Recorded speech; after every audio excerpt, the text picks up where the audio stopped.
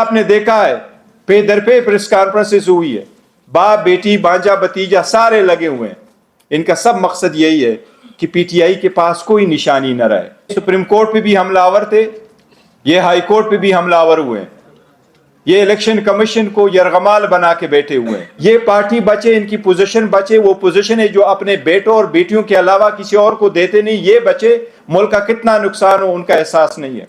آج جس طرف ہم آپ کی سب کی توجہ مبذول کروانا چاہ رہے ہیں اور جس مقصد کے لیے آپ کو بلایا ہے, وہ گزشتہ 2 دن سے جس طریقے سے سیاسی رہنماؤں نے, جو خاندانی سیاسی رہنما ہے, جو اپنے پارٹی پہ قابض ہے, انہوں نے گزشتہ 2 دنوں میں خاص کر کل سے جس طریقے سے ہائی کورٹ پہ وہ حملہ آور ہوئے ہیں اور جس طریقے سے انہوں نے ہائی کورٹ کے ڈیسیجن کو کرٹیسائز کیا ہے, ہم اس کی شدید مذمت کرتے ہیں.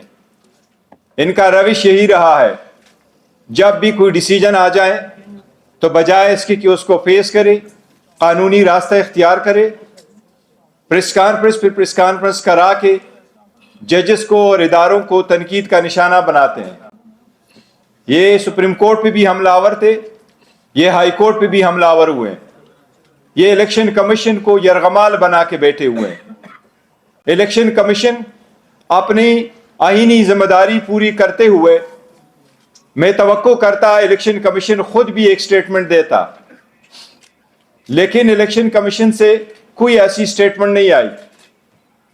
جتنے لوگوں نے, سیاسی رہنماؤں نے ہائی کورٹ کی ڈیسیجن کو کرٹیسائز کیا ہے, سب سے پہلے آپ کو بتائیں, پاکستان کے 175 پولیٹیکل پارٹیز میں سے کبھی کسی نے الیکشن اسی طریقے سے ٹرانسپیرنٹ مینر میں نہیں کیے جس طریقے سے پی ٹی آئی نے کروائے. آج آپ کے سامنے پاکستان پی ٹی آئی کا عام ورکر الحمدللہ ایک چیئرمین کی حیثیت سے یہاں بیٹھا ہے. ہمارا اصل چیئرمین, ہمارا اصل لیڈر کل بھی جو تھا, آج بھی ہے اور کل بھی رہے گا, وہ عمران خان صاحب ہے. وہ چاہے جیل میں ہیں چاہے باہر ہے, وہی رہنمائی کرتے ہیں اور وہی لیڈ کرتے ہیں. میں اس کے نمائندے کی حیثیت سے بیٹھا ہوں اور آپ کو یہ ہم باور کراتے ہیں کہ آپ کے کیمروں کے سامنے ہمارا انٹائر پروسیس ہوا ہے الیکشن کا. ہم نے جتنے الیکشن کرائے اس پارٹی نے ہمیشہ فری, فیئر اینڈ ٹرانسپیرنٹ کرائے. الیکشن کمیشن کے پاس آئینی قانونی نقطہ تھا کہ الیکشن کمیشن کے پاس کوئی اختیار سماعت نہیں ہے ان معاملات کو دیکھنے کا. الیکشن کمیشن نے کہا کہ آپ کا چیف الیکشن کمشنر کی ریزگنیشن نہیں ہے. وہ chief election commissioner already resign کر چکا تھا اور سیکرٹری جنرل آلریڈی ریزائن کر چکا تھا. ہائی کورٹ کے جج صاحب نے 4 گھنٹے اس کیس کو سنا تھا. اس 4 گھنٹے کے سنے میں جتنے بھی آپ کے کیمرے والے موجود ہیں, پشاور والوں سے پوچھے, ان کے پارٹیوں نے صرف اس جج صاحب کو تپڑ نہیں مارے, اتنے سخت الفاظ اس وقت کورٹ میں بھی استعمال کیے تھے.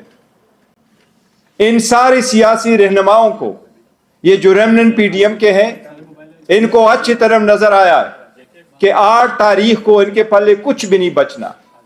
یہ اپنے اپنی سیٹ آپ ہاریں گے انشاءاللہ تعالی اگر election free, fair and transparent ہوئے. ان کو ان کا پتہ ہے, اس لیے ان کی صرف یہ کوشش ہے کہ پی ٹی آئی کے پاس بلہ ہی نہ رہے.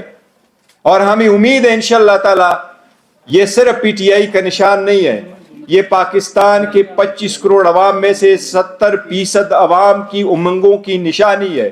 یہ عوام کی بنیادی حق ہے کہ اس کے مطابق الیکشن کرے.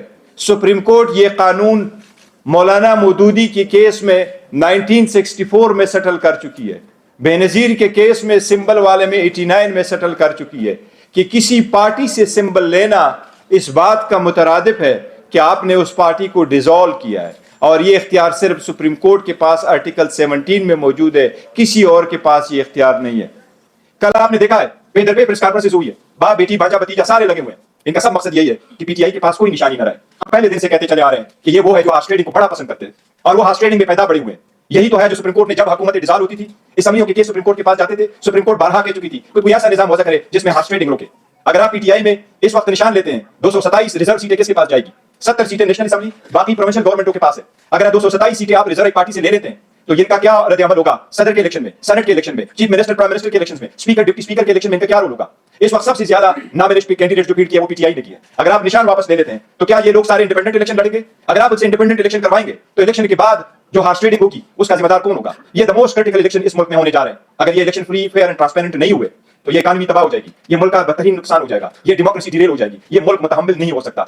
ये जो काबिज बैठे हुए हैं पार्टियों पे, इनको इस बात का इदराक नहीं है। इनकी पार्टी से इनकी पोजीशन बचे, ये पार्टी बचे, इनकी पोजीशन बचे, वो पोजीशन है जो अपने बेटों और बेटियों के अलावा किसी और को देते नहीं, ये बचे। मुल्क का कितना नुकसान हो उनका एहसास नहीं है। कल उन्होंने जजेस पे जो हमलावर हुए, मैं आपको अगर आपकी इजाजत से सिर्फ एक वीडियो प्ले करवाता हूं थोड़ी सी, आप ये देखें, इनकी ये देखें कि जब जब कोई केस आता है, आप देखें जजेस के बारे में ये क्या कहते हैं, ये अदालतों के बारे में क्या कहते हैं। सुन ले जरा इसको एक